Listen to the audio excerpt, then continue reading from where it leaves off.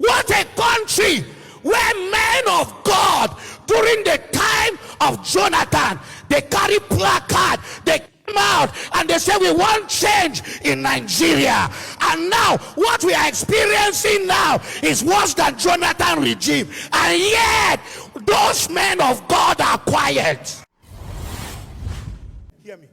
We have many men of God, but it is few that are the voice of one crying in the wilderness of Judea.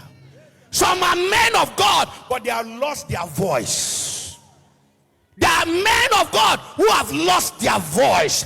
They can't talk because they have eaten the grape of corruption. Today in our country we have too many critical issues. Life of human being is no longer important. In your state, teachers were kidnapped and children, about 40-something of them. Up till today, innocent children with little baby at their back. What a shame! What a pain! As if we don't have a government. Politicians want to win election by all costs.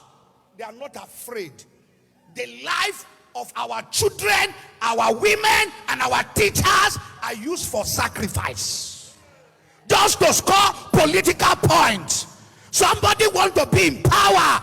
He must do anything to discredit or credit just to be in power. Do you know why we are where we are in the situation of Nigeria today? Some of our politicians don't have anything to offer. Check their manifesto. They don't even know what they are coming for. They are campaigning for what they don't even understand. So somebody that have nothing to offer, we kill people in order to get to power. What a country. What a country. What a country. We need to pray. What a country where bandits are given freedom after being captured. They call them repented bandit and repentant Boko Haram. They are repentant. We integrate them back to a society they are terrorized. Why Nnamdi Kanu is in Sokoto laying down there? And I ask, if you pardon this one, what is wrong in pardoning this one? What a country! What a country where men of God during the time of Jonathan, they carry placard, they come out and they say we want change in Nigeria. And now what we are experiencing now is worse than Jonathan regime. And yet those men of God are quiet. They are quiet. When we ask them, they say we are true men of God.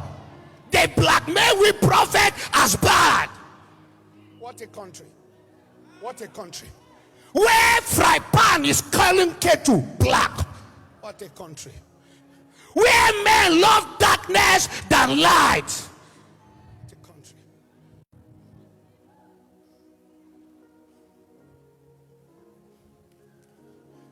Pastors are seeing the killing in Jos, seeing the killing in Borno, seeing the killing in Oyo, Kwara. They are not talking, but they are talking against their fellow pastor, Boko Haram preacher, Boko Haram apostles.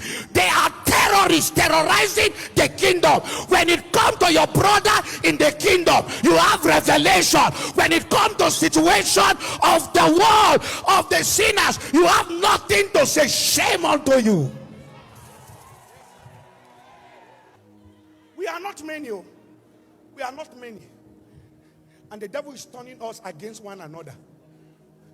Elijah was the only one. The reason why Jezebel handled Elijah, 7,000 men that would have followed Elijah as a voice hid themselves in a cave.